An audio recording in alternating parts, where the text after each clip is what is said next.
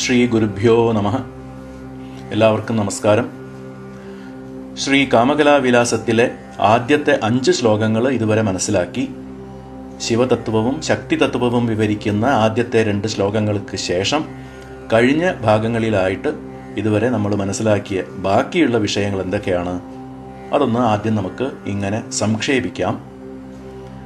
ദേശകാലങ്ങളാകുന്ന പ്രാപഞ്ചിക ഘടകങ്ങളെ സൃഷ്ടിച്ച് പ്രചോദിപ്പിച്ച് അങ്കുരരൂപിണിയായി ചിത് ശക്തി ഉയരുന്നതും, പിന്നെ പ്രകാശരൂപ ശിവബിന്ദു വിമർശരൂപ ശക്തിബിന്ദുവിൽ പ്രവേശിച്ച് ജഗത് സൃഷ്ടിയുടെ ആദ്യ ഘട്ടത്തെ ദ്യോതിപ്പിക്കുന്ന മഹാബിന്ദു സ്വരൂപത്തിൽ ചിത്ശക്തി രൂപപ്പെടുന്നതും 3, 4 ശ്ലോകങ്ങളിൽ വിവരിച്ചു. പിന്നെ 5-ാമത്തെ ശ്ലോകത്തിൽ മഹാബിന്ദുവിൻ്റെ 3 വൈഭവങ്ങളും പറഞ്ഞു.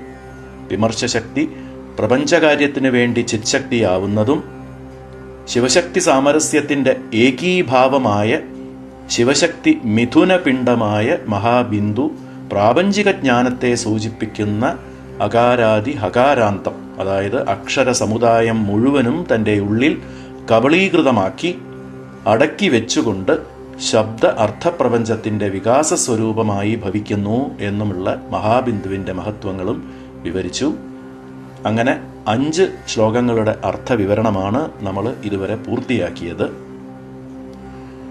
ശിവശക്തികൾ എന്നുള്ള ദേവതാ സങ്കല്പങ്ങളെ നമ്മുടെ ധാരണയിൽ പുരുഷൻ, സ്ത്രീ എന്നിങ്ങനെ രൂപഭേദങ്ങളായി കൽപ്പിച്ചു വെച്ചിരിക്കുന്ന ദേവതാഭാവങ്ങളെ അമൂർത്തമായ കേവലഭാവത്തിലൂടെയാണ് കാണേണ്ടത്.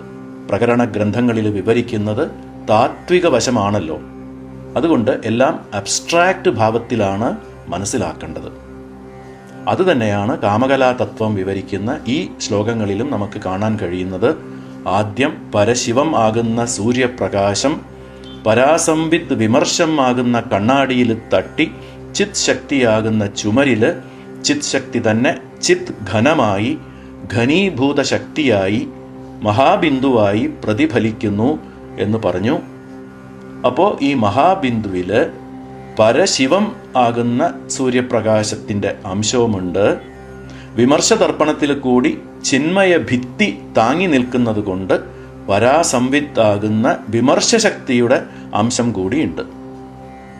അതേ തത്വം തന്നെയാണ് ഒന്നും കൂടി കേവല തത്വമാത്ര സാരമായി സംഗ്രഹിച്ച്, അതായത് ഫർദർ അബ്സ്ട്രാക്റ്റഡ് പ്രിൻസിപ്പിളായി സ്വേദനം ചെയ്ത് സൂര്യകിരണമായി ഉപമിച്ച പ്രകാശശിവത്തെ ശിവബിന്ദു എന്നും വിമർശശക്തിയെ ശക്തിബിന്ദു എന്നും, ഈ 2 ബിന്ദുക്കളുടെ ചേർച്ച കൊണ്ടുണ്ടായ ജഗത് കാരണ ചിത്ശക്തി സ്വരൂപമായ മഹാബിന്ദുവിനെ മിശ്രബിന്ദു എന്നും വിശേഷിപ്പിച്ച് 3 ബിന്ദുക്കളുടെ വിവരണം കൊടുത്തിരിക്കുകയാണ് അടുത്ത 6ഉം 7ഉം ശ്ലോകങ്ങളിൽ. അപ്പോൾ ആദ്യം 6-ാമത്തെ ശ്ലോകം നോക്കാം. സിതശോണബിന്ദുയുഗളം വിവിക്ത ശിവശക്തി സങ്കുചത്പ്രസരം വാഗർത്ഥ സൃഷ്ടിഹേതു പരസ്പരാനുപ്രവിഷ്ട വിസ്പഷ്ടം. അർത്ഥം നോക്കാം. ശ്ലോകം വീഡിയോയിൽ പ്രദർശിപ്പിച്ചിട്ടുള്ളത് നോക്കാവുന്നതാണ്. ആദ്യം 2-ാമത്തെ വരി എടുക്കാം. വിവിക്ത ശിവശക്തി സങ്കുചത് പ്രസരം. പരസ്പരം രമിക്കുന്ന സ്വഭാവത്തോടു കൂടിയ ശിവശക്തികളുടെ സങ്കോച വികാസ സ്വരൂപത്തോടു കൂടിയതും. എന്താണ് ഈ സങ്കോച വികാസങ്ങൾ? സങ്കോചം എന്ന് പറഞ്ഞാൽ ചുരുങ്ങി ഉള്ളിലേക്ക് വലിയുന്നത്. വികാസം എന്ന് പറഞ്ഞാൽ വികസിച്ച് പുറത്തേക്ക് വരുന്നത്. അതാണ് സങ്കോചം വികാസം എന്ന് വെച്ചാൽ, ഏറ്റവും ഒടുവിലത്തെ പ്രപഞ്ച സംഹാരത്തിൻ്റെ ഘട്ടത്തിൽ വ്യാവഹാരിക ദശ അന്തർധാനമായി പാരമാർത്ഥികത്തിൽ ലയിക്കുമ്പോൾ സകല തത്വങ്ങളും റിവേഴ്സ് ഓർഡറിൽ ലയം പ്രാപിച്ച് ഒടുവിൽ മഹാബിന്ദു, അത് കഴിഞ്ഞാൽ ശക്തി, പിന്നെ അവസാനം ശിവം എന്നിങ്ങനെ സങ്കോചവും, വീണ്ടും സൃഷ്ടിയുടെ സമയത്തിൽ ആദ്യം മുതൽക്കുള്ള വികാസവും പ്രാപിക്കലുമാണ് ശിവശക്തികളുടെ, അതായത് ശിവശക്തി തത്വങ്ങളുടെ സങ്കുചത്ത് പ്രസരം, സങ്കോച വികാസം എന്ന് പറഞ്ഞിട്ടുള്ളത്. പിന്നെ 3-ാമത്തെ വരി വാഗർത്ഥ സൃഷ്ടി ഹേതു. വാക്ക് അർത്ഥ സൃഷ്ടി ഹേതു. പരാപശ്യന്തി മുതലായ ശബ്ദപ്രപഞ്ചത്തിനും ശിവാദി ഭൂമി പര്യന്തമുള്ള 36 തത്വങ്ങളുടെയും രൂപത്തോടു കൂടിയ പാഞ്ചഭൗതിക അർത്ഥപ്രപഞ്ചത്തിനും കാരണമായതും. പിന്നെ 4-ാമത്തെ വരി പരസ്പര അനുപ്രവിഷ്ട വിസ്പഷ്ടം. പരസ്പരം ശിവശക്തികൾ അനുപ്രവേശം ചെയ്തും ഒന്നിൻ്റെ ഉള്ളിൽ ഒന്നായി ലയിച്ചും പിന്നെ വിസ്പഷ്ടമായും ശിവം വേറിട്ടും ശക്തി വേറിട്ടും വ്യക്തമായി വിളങ്ങുന്നതുമായ സിതശോണ ബിന്ദുയുഗളം ധ്യായേത്ത്. വെളുത്തതും ചുമന്നതുമായ 2 ബിന്ദുക്കളുടെ ദ്വന്ദ്വം സവിശേഷം ധ്യാനിക്കപ്പെടേണ്ടതാണ്. യുഗളം, പ്രസരം, വിസ്പഷ്ടം എന്നെല്ലാം ദ്വിതീയ വിഭക്തിയിൽ ആയതുകൊണ്ട് ധ്യാനിക്കപ്പെടേണ്ടതാണ്. അഥവാ നൗമി, ഞാൻ വണങ്ങുന്നു എന്നൊക്കെ ആശയം പൂരിപ്പിച്ച് അർത്ഥം മനസ്സിലാക്കണം. സിതശോണ ബിന്ദു യുഗളം. സിത എന്ന് വെച്ചാൽ വെളുത്ത നിറത്തിലുള്ളത്, അത് ശിവബിന്ദു. ശോണ എന്ന് പറഞ്ഞാൽ ചുവന്ന നിറത്തിലുള്ളത്, അത് ശക്തിബിന്ദു. ഈ 2 ബിന്ദുക്കളെയാണ് ഈ ശ്ലോകത്തിൽ പറഞ്ഞിരിക്കുന്നത്. ആ ശിവശക്തി ബിന്ദുക്കൾ രണ്ടും പരസ്പര അനുപ്രവിഷ്ട വിസ്പഷ്ടം, ഒന്നിൻ്റെ ഉള്ളിൽ ഒന്നായി അന്തർലീനം ചെയ്തും പിന്നെ വേറിട്ടും ഇരിക്കുന്നു എന്ന് പറഞ്ഞിരിക്കുകയാണ്. അവിനാഭാവ സംബന്ധത്തിലിരിക്കുന്ന ശിവശക്തികൾ പ്രാപഞ്ചിക ദശയുടെ വീക്ഷണത്തിൽ ശിവം, ശക്തി എന്നിങ്ങനെ സ്ഫുടം ആവുമ്പോഴാണ് അവരുടെ പരസ്പര സാമരസ്യഭാവം തെളിയുന്നത്. അത് ഇതിനു മുമ്പൊരിക്കലും നമ്മൾ മനസ്സിലാക്കിയതായിരുന്നു. ആ സാമരസ്യ സ്ഥിതിയെയാണ് പരസ്പര അനുപ്രവിഷ്ട വിസ്പഷ്ടം എന്ന് ഈ ശ്ലോകത്തിലെ പ്രയോഗം സൂചിപ്പിക്കുന്നത്. ഈ സാമരസ്യ വൈശിഷ്ട്യം വിശദീകരിക്കാൻ ചിദ്വല്ലി വ്യാഖ്യാനത്തിൽ ആചാര്യ ശ്രീ നടനാനന്ദനാഥർ ഒരു ആഗമത്തിലെ ശ്ലോകം ഉദ്ധരിച്ചിട്ടുണ്ട്. ഏത് ആഗമം എന്ന് പറഞ്ഞിട്ടില്ല. അതിസൂക്ഷ്മ സാമരസ്യ തത്വം വിശദമാക്കുന്ന ആ ശ്ലോകം ഇതാണ്. ശുക്രഃ ശിവോ രക്തശക്തിയാം പരാശാംഭവ വേദതഃ രക്തശാംഭവരൂപേണ പരാതത്വേന ശക്തിതഃ രക്തശിവഃ ശുക്ലശക്തിയാം പരശംഭവൈക്യഭാവതഃ രക്തശിവഃ ശുക്ലശക്തിയാം സച്ചിദാനന്ദലക്ഷണഃ. ശ്ലോകത്തിന്റെ അർത്ഥം പറയുന്നത് വളരെ ശ്രദ്ധിച്ച് കേട്ടില്ലെങ്കിൽ ഇത് മനസ്സിലാവില്ല. അപ്പോൾ ആദ്യത്തെ വരി നോക്കാം. ശുക്രഃ ശിവോ രക്തശക്തിയാം പരശാംഭവ വേദതഃ. ശുക്ര അല്ലെങ്കിൽ ശുക്ലവർണം വെളുത്തത്, രക്തവർണം ചുവന്നത്. വെളുത്ത ശിവബിന്ദു ചുമന്ന ശക്തിബിന്ദുവിൽ പ്രവേശിച്ച് വേദനം എന്നൊക്കെ പറഞ്ഞാൽ തുളയ്ക്കൽ, പിയേഴ്സിംഗ് ആണ്, കുത്തിക്കയറ്, അതാണ് അതിൻ്റെ അർത്ഥം. പരശാംഭവ വേദതഃ എന്ന് വെച്ചാൽ തൻ്റെ പരമമായ ശാംഭവ ഭാവം വെടിയാതെ, ശിവത്വം വെടിയാതെ തന്നെ ശക്തിയിൽ അനുപ്രവേശനം ചെയ്ത് രക്തശാംഭവരൂപേണ പരാതത്വേന ശക്തിതഃ. രക്തവർണത്തോടു കൂടിയ ശിവമായി, അതായത് ശക്തിതത്വം കൈക്കൊണ്ട ഭാവത്തിൽ, എന്നാൽ ശിവത്തിൻ്റെ പ്രാമുഖ്യം വെടിയാതെ പരാതത്വേന ശക്തിതഃ, ശക്തിയിൽ പരതത്വമായിട്ട് ആവിർഭവിക്കുന്നു. എന്ന് വെച്ചാൽ ശിവത്തിന് ശക്തിയുടെ അംശം ലഭിക്കുന്നു. ശിവത്തിൻ്റെ സ്വഭാവം വെടിയാതെ തന്നെ ശക്തിയുടെ അംശം സ്വീകരിക്കുന്നു. അതാണ് രക്തശിവം എന്ന് പറഞ്ഞിരിക്കുന്നത്. ഇതെന്താണ്? കഴിഞ്ഞ പ്രാവശ്യം നമ്മൾ മനസ്സിലാക്കി, പരശിവത്തിന് വിമർശശക്തി സ്വസ്വരൂപ അവലോകനം സാധിച്ചു കൊടുക്കുന്നു എന്ന്. വിമർശമാകുന്ന കണ്ണാടിയിൽ ശിവന്റെ സ്വസ്വരൂപ അഹംബോധം പ്രദർശിപ്പിക്കുന്നത് നേരത്തെ നമ്മൾ മനസ്സിലാക്കിയതാണ്, അല്ലേ? ശിവരൂപ വിമർശ നിർമ്മലാദർശ എന്നത് ശക്തിയുടെ ഒരു വിശേഷണമായി 2-ാമത്തെ ശ്ലോകത്തിന്റെ വിവരണത്തിൽ മനസ്സിലാക്കിയത് ഓർക്കുന്നുണ്ടാവുമല്ലോ, അല്ലേ? അതാണ്. അപ്പോൾ എന്താണ് ശക്തി ഉണർത്തുന്ന ശിവത്തിന്റെ ഈ അഹംബോധം? ഇപ്പോൾ ഒരു ദീർഘസമാധിയിൽ ആണ്ടുകിടക്കുന്ന ഒരു യോഗി സമാധിയിൽ നിന്നും ഉണരുന്ന ഒരു അവസ്ഥ പോലെ. കണ്ണ് തുറന്നിട്ടില്ല, പക്ഷെ താൻ സമാധിയിൽ നിന്നും ഉണർന്നിരിക്കുന്നു എന്ന അഹംബോധം യോഗിക്ക് ഉണ്ടാകുന്നത് പോലെ എന്ന് ഉപമിക്കാം. അതാണ് ഇവിടെ ശുക്ലബിന്ദുവായ ശിവം ശക്തിയിൽ പ്രവേശിച്ച് തൻ്റെ പാരമാർത്ഥികമായ പരശാംഭവ ബോധം ഉപേക്ഷിക്കാതെ തന്നെ രക്തശിവമായി വിമർശഭാവം കൈക്കൊണ്ടിരിക്കുന്നു എന്നതിൻ്റെ പൊരുൾ. ഈ രക്തശിവമാണ് ശ്രീ കാമേശ്വരൻ. സൃഷ്ട്യുന്മുഖമായ ഇച്ഛയോടുകൂടിയ കാരണേശ്വരനാണ് ശ്രീ കാമേശ്വരൻ. ജഗത് പിതാവിന്റെ ഭാവം സ്വീകരിക്കുന്ന പതി ആയ ശ്രീ പരമേശ്വരൻ. വിമർശശക്തിയിലുള്ളതാണ് ഇച്ഛ, ജ്ഞാനം, ക്രിയ എന്ന പ്രധാന ഘടകങ്ങൾ അഥവാ അംശങ്ങൾ, ഇൻഗ്രീഡിയൻസ്. ശക്തിതത്വം കൈക്കൊള്ളുമ്പോൾ, രക്തശിവ ബിന്ദു ആവുമ്പോൾ ഈ ഇച്ഛാശക്തിയുടെ സ്വാധീനവും ശിവത്തിന് ലഭിക്കുന്നു. അടുത്ത വരി നോക്കാം. രക്തഃ ശിവഃ ശുക്ലശക്തിയാം പരശംഭവൈക്യഭാവതഃ. രക്തഃ ശിവഃ ശുക്ലശക്തിയാം. ശിവത്തിന് ശക്തിയംശം ലഭിക്കുമ്പോൾ അതോടുകൂടി തന്നെ ശക്തിക്ക് ശിവാംശവും കിട്ടുന്നു. പരശംഭവൈക്യഭാവതഃ. പരശംഭവ ഐക്യഭാവതഃ എന്ന് പിരിക്കണം. പരശംഭുവായി തന്നിൽ പ്രവേശിക്കുന്നത് കൊണ്ട് ആ പരാഭാവം, പരശംഭുഭാവം ശക്തിക്കും കിട്ടി ശുക്ലശക്തിയാവുന്നു.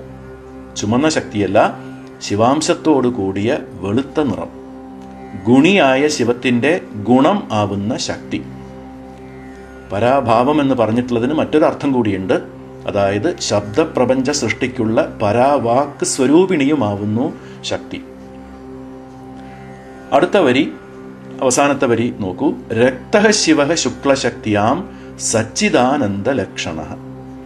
രക്തശിവം ശക്തിയിൽ സ്ഥിതി ചെയ്യുമ്പോൾ ശൗക്ല്യം, അതായത് വെളുത്ത ശിവഭാവം സ്വീകരിച്ച വിമർശശക്തിക്ക് സച്ചിദാനന്ദ ലക്ഷണവും ഭവിക്കുന്നു. ഈ സച്ചിദാനന്ദ ലക്ഷണം തന്നെയാണ് ചിദ് ശക്തിയായി, ജഗന്നിർമ്മാണ ശക്തിയായി ഉള്ള ശക്തിയുടെ വികാസം. ഇതാണ് ഏറ്റവും പ്രധാനമായിട്ടുള്ള സൂക്ഷ്മാർത്ഥം. ചിത് ശക്തിയായുള്ള ആ ഒരു ആവിർഭാവം. ജഗത് കാരണനായ കാരണേശ്വരനായ ശ്രീ കാമേശ്വരന്റെ ജഗന്നിർമ്മാണ കാരണേശ്വരിയായ ശ്രീ കാമേശ്വരി ചിത് ശക്തിയാണ്. സകല സൃഷ്ടിതത്വങ്ങളുടെയും സാരഭൂതയാണ് ശക്തി. പ്രപഞ്ചത്തിലെ സകല വസ്തുക്കളുടെയും ജീവജാലങ്ങളുടെയും ബാഹ്യമായ രൂപം കാരണേശ്വരനായ ശക്ത്യംശത്തോടുകൂടിയ രക്തശിവനും സകല വസ്തുക്കളുടെയും ജ്ഞാനമയമായ സാരാംശം കാരണേശ്വരിയായ ശിവാംശത്തോടു കൂടിയ ശുക്ലശക്തിയുമാണ്.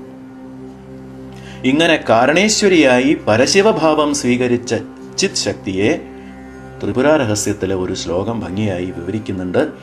ഭുവഃ കഠിനത യഥാ രസഃ ഇവാപ്സു രൂപം ശുചേർ യഥാ ച മരുതോ ഗതിർഭവതി ശൂന്യത ഖേ യഥാ യഥാ ഭവതി ച ഊഷ്മത ദിനകൃതസ്തഥാ ത്വം ശിവേ ശിവാദി വസുധാന്തകേ പരശിവേ ച സാരാത്മിക. അതായത് ഭൂമിക്ക് കഠിനതയായിട്ടും ജലത്തിന് രുചിയായിട്ടും അഗ്നിക്ക് രൂപമായിട്ടും കാറ്റിന് ചലനമായിട്ടും ആകാശത്തിൻ്റെ ശൂന്യതയായിട്ടും സൂര്യന്റെ ഉഷ്ണമായിട്ടും ഇങ്ങനെ ശിവാദി ഭൂമി പര്യന്തമുള്ള തത്വങ്ങളുടെ സാരാത്മികയായി പരശിവഭാവം സ്വീകരിച്ച് നിന്തിരുവടി സ്ഥിതി ചെയ്യുന്നു എന്ന് അർത്ഥം. ശുക്ലശക്തിയായി ഭാവം സ്വീകരിച്ചിരിക്കുന്നതിനെയാണ് ഈ പരശിവഭാവം എന്ന പദം ഇവിടെ സൂചിപ്പിച്ചിരിക്കുന്നത്. ശുക്ലശക്തി സ്വരൂപ കാരണേശ്വരിയായ ഈ കാമേശ്വരി ശ്രീ മഹാത്രിപുരസുന്ദരി എന്നും അറിയപ്പെടുന്നു. ത്രിപുരസുന്ദരി, സൃഷ്ടിയാദി 3 കർത്തവ്യങ്ങളുടെയും സൃഷ്ടിക്കപ്പെട്ട 3 ലോകങ്ങളുടെയും അധീശ, സ്വാമിനി എന്ന് അർത്ഥം. എന്താണ് 3 ലോകങ്ങൾ? ലൗകിക ദശയിൽ ജാഗ്രത്, സ്വപ്ന, സുഷുപ്തിയാകുന്ന 3 വേറിട്ട ലോകങ്ങളിൽ ജീവൻ നിരന്തരം കടന്നുകൊണ്ടിരിക്കുന്ന 3 അവസ്ഥകൾ തന്നെയാണ് യഥാർത്ഥത്തിൽ ഈ 3 ലോകങ്ങൾ. സൃഷ്ടിസ്ഥിതി സംഹൃതിശ്ച തിരോധാനം അനുഗ്രഹ ക്രിയതേ സർവദാസ്മാസു സ്ഥിതയാ പരയാ യയാ സാ സർവദേവീ സർവേശി സർവകാരണ കാരണം ത്രിപുരാസുന്ദരി പ്രോക്ത സ്വതന്ത്ര ചിദ്വിലാസിനി. അതായത് സൃഷ്ടി മുതലായ പഞ്ചകൃത്യങ്ങളെയും നിർവഹിച്ചുകൊണ്ട് ഈ പ്രപഞ്ചമണ്ഡലത്തിൽ സകല കാരണങ്ങൾക്കും കാരണമായും സർവത്തിൻ്റെയും സ്വാമിനിയായും സ്വാതന്ത്ര്യത്തോടെ നമ്മുടെ ഇടയിൽ സദാ വിലസുന്ന ചിത്ശക്തി തന്നെയാണ് ശ്രീ മഹാത്രിപുരസുന്ദരി. ത്രിപുര സുന്ദരീ പ്രോക്ത സ്വതന്ത്ര ചിദ്വിലാസിനി എന്ന് ത്രിപുര രഹസ്യവും പ്രസ്താവിക്കുന്നു. കണ്ണാടിയുടെ തിരിച്ചിലില് ചിത്ശക്തിയുടെ പ്രാദുർഭാവം ചുമരായും ചുമരിൽ പ്രതിഫലിക്കുന്ന വെളിച്ചമായും മഹാബിന്ദുവായും മാറുന്ന ശക്തിതത്വമുണ്ടാവുന്ന ഘട്ടം നേരത്തെ നമ്മൾ മനസ്സിലാക്കിയതാണ്. അതുതന്നെയാണ് ഇവിടെ പറഞ്ഞിട്ടുള്ള സച്ചിദാനന്ദ ലക്ഷണത്തിന്റെ സൂചിതാർത്ഥം. രക്തഃ ശിവഃ ശുക്ലശക്തിയാം പരശംഭവ ഐക്യഭാവതഃ എന്ന് പറഞ്ഞു. ശ്രീ പരമേശ്വരനിൽ നിന്നും ശക്തിക്ക് ലഭിക്കുന്നതാണ് സംവിദ് രൂപം. സംവിദ് എന്ന് പറഞ്ഞാൽ ജ്ഞാനമാണ്. എങ്ങനെയുള്ള ജ്ഞാനം? പ്രപഞ്ച കർത്തവ്യത്തിനുള്ള ജ്ഞാനം. സാ ചിതിഹി പരമാശക്തി സംവിദ്രൂപാ മഹേശ്വരി. ശ്രീ പരമേശ്വരന്റെ പരമമായ ശക്തിയും സംവിദ് രൂപയുമാണ് ആ ചിത് ശക്തി. ത്രിപുര രഹസ്യം ജ്ഞാനഖണ്ഡത്തിലെ മറ്റൊരു മനോഹരമായ ശ്ലോകമാണ് ഇത്. സാചിതിഹി പരമാശക്തി സംവിദ് രൂപാ മഹേശ്വരി സ്വാത്മഭിത്തൗ ജഗച്ചിത്രം അവ്യക്താദി പ്രഭേദിതം ഭാസയേത് സ്വാതന്ത്ര്യമാത്രാൻ നിരുപാദന ഹേതുകം ഏതാവത്തു മയാ ജ്ഞാനം വിചാര്യ സൂക്ഷ്മയാ ധിയ. അതായത് പരാശക്തിയും ശ്രീ പരമേശ്വരന്റെ സംവിദ് രൂപയുമാകുന്ന ആ ചിത് ശക്തി തന്റെ സ്വന്തം ആത്മാവായ ശിവം എന്ന ഭിത്തിയില് പ്രകൃതിതത്വത്താൽ ഭേദിതമായ, അതായത് അവ്യക്തം മഹത്ത് അഹങ്കാരം എന്നൊക്കെ വ്യാപിക്കുന്ന പ്രകൃതിയുടെ ഘടകങ്ങളാൽ വിവേചിക്കപ്പെട്ട പ്രപഞ്ചത്തിന്റെ ചിത്രം യാതൊരു ഉപാധികളും കൂടാതെ സ്വയം സ്വാതന്ത്ര്യത്താൽ ആ മഹേശ്വരി പ്രതിഫലിപ്പിക്കുന്നു എന്ന് അർത്ഥം. രക്തശുക്ല ബിന്ദുക്കളുടെ, അതായത് ശുക്ലശിവത്തിന് രക്തവർണം സിദ്ധിക്കുന്നതും രക്തശക്തിക്ക് ശൗക്ല്യം വെണ്മ സിദ്ധിക്കുന്നതുമായ ചമത്കാരത്താൽ ഈ സച്ചിദാനന്ദ ലക്ഷണ സ്വരൂപ ചിത്ശക്തി മിശ്രവർണ്ണമുള്ള ബിന്ദുവായി, ചിത്ശക്തി സ്വരൂപ മഹാബിന്ദുവായി പരിണമിക്കുന്നത് തന്നെയാണ് അടുത്ത 7ാമത്തെ ശ്ലോകത്തിലെ വിഷയം. അപ്പോൾ 7ാമത്തെ ശ്ലോകം നോക്കാം.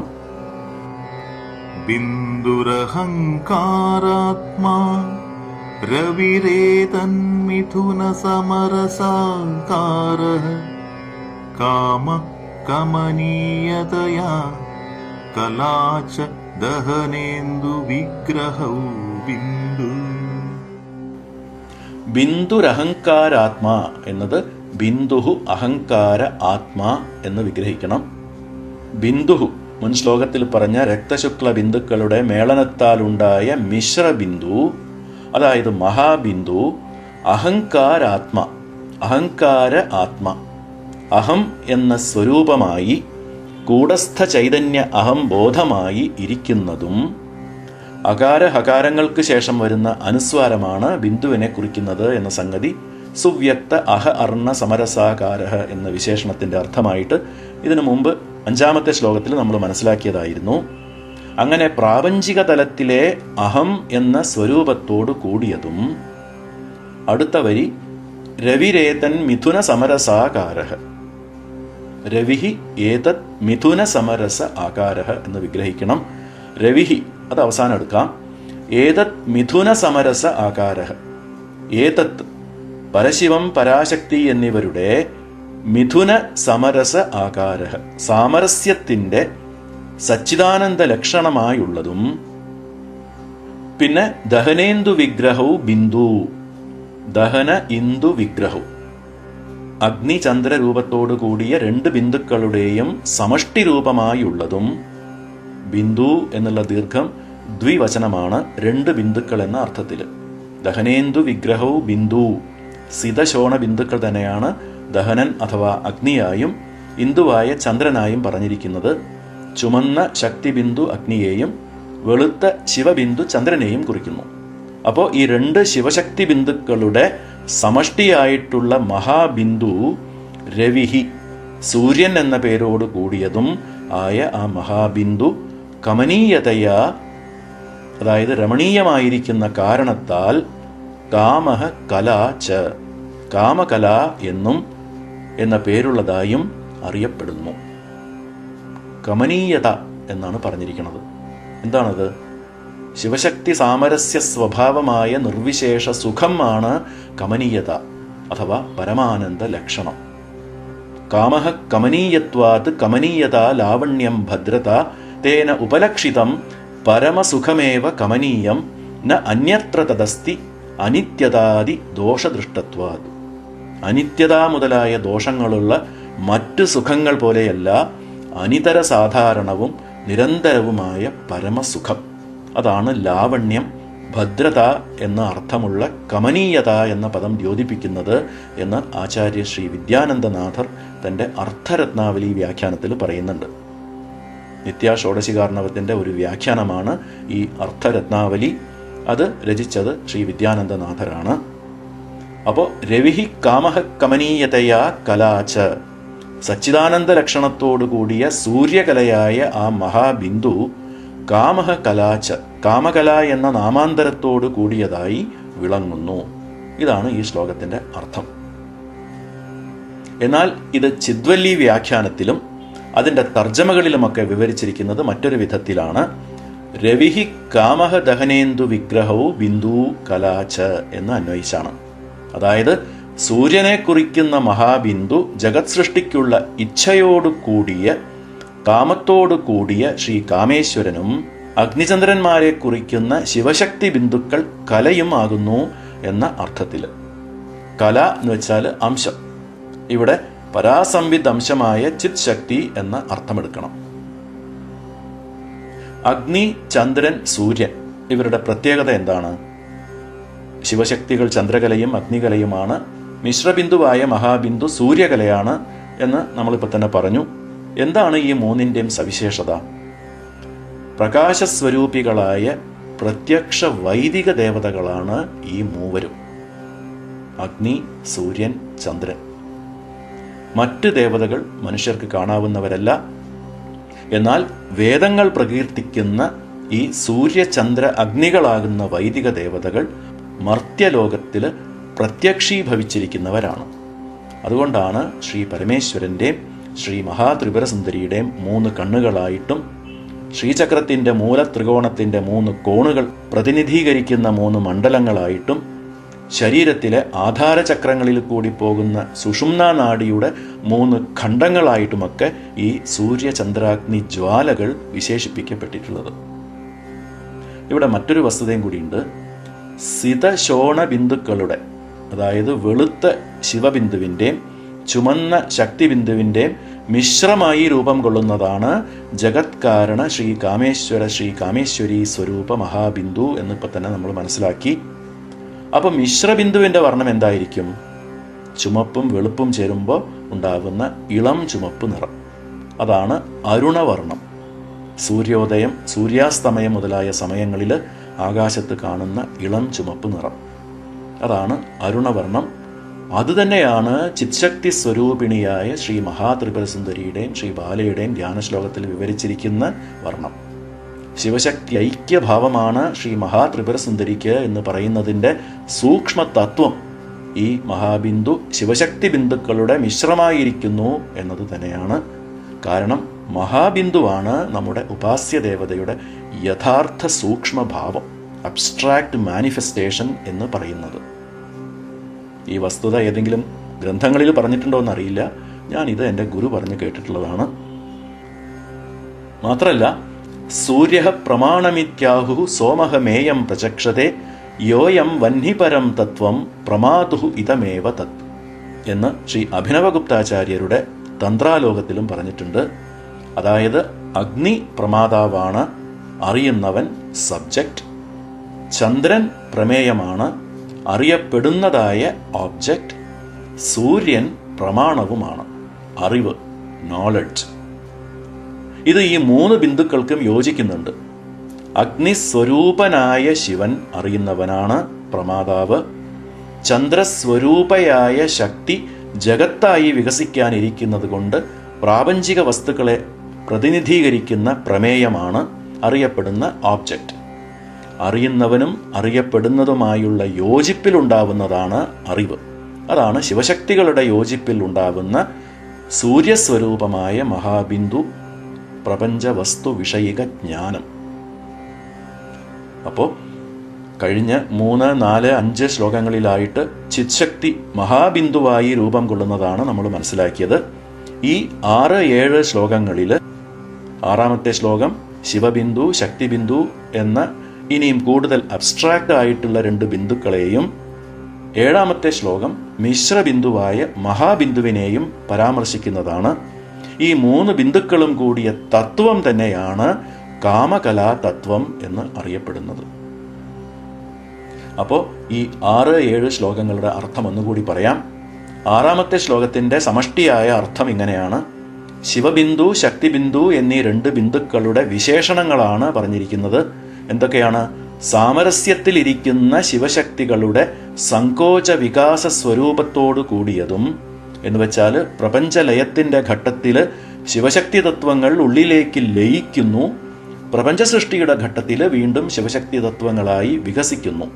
അങ്ങനെ ശിവശക്തികളുടെ സങ്കോച വികാസ രൂപത്തോടു കൂടിയതും, പശ്യന്തി മുതലായ ശബ്ദപ്രപഞ്ചത്തിൻ്റെയും 36 തത്വങ്ങളായ അർത്ഥപ്രപഞ്ചത്തിൻ്റെയും സൃഷ്ടിക്ക് കാരണമായിരിക്കുന്നതും, പ്രപഞ്ച സൃഷ്ടിയുടെ ഘട്ടത്തിൽ വേറിട്ട തത്വങ്ങളായും സംഹാരത്തിൻ്റെ ഘട്ടത്തിൽ പരസ്പരം അനുപ്രവേശം ചെയ്ത് തത്വങ്ങൾക്ക് അതീതമായും വർത്തിക്കുന്നതും ആയ സിതശോണ ബിന്ദുയുഗളം, ശുക്ലരക്തബിന്ദുക്കളുടെ രൂപത്തോടു കൂടിയുള്ള ശിവശക്തി ബിന്ദു മിഥുനങ്ങളെ ധ്യാനിക്കുന്നു എന്നുള്ളതാണ് 6ാമത്തെ ശ്ലോകത്തിന്റെ അർത്ഥം. ഇനി 7ാമത്തെ ശ്ലോകത്തിന്റെ അർത്ഥം നോക്കാം. സമഷ്ടിയായിട്ടുള്ള അർത്ഥം: പ്രാപഞ്ചിക തലത്തിലെ അഹം എന്ന സ്വരൂപത്തോടു കൂടിയതും ശിവശക്തി മിഥുനങ്ങളുടെ സാമരസ്യ രൂപത്തിന്റെ പരിണാമമായി ഇരിക്കുന്നതും, അഗ്നിചന്ദ്രകലകളുടെ അംശങ്ങളായ ശിവബിന്ദു, ശക്തിബിന്ദു എന്നീ 2 ബിന്ദുക്കളുടെയും സമ്മിശ്രമായ സൂര്യകലയുടെ സ്വരൂപവുമായ മഹാബിന്ദു നിത്യപരമാനന്ദ സ്വരൂപ കാമകലയായി പരിലസിക്കുന്നു. ഇതാണ് മഹാബിന്ദുവിനെ വിവരിച്ചിട്ടുള്ള 7ാമത്തെ ശ്ലോകത്തിന്റെ അർത്ഥം. അപ്പോൾ ഇത്രയും പറഞ്ഞ് തൽക്കാലം ഈ ഭാഗം അവസാനിപ്പിക്കാം. അടുത്ത 8ാമത്തെ ശ്ലോകത്തിന്റെ അർത്ഥവിവരണം അടുത്ത ഭാഗത്തിൽ നോക്കാം. അതുവരെ എല്ലാവർക്കും നന്ദി, നമസ്കാരം.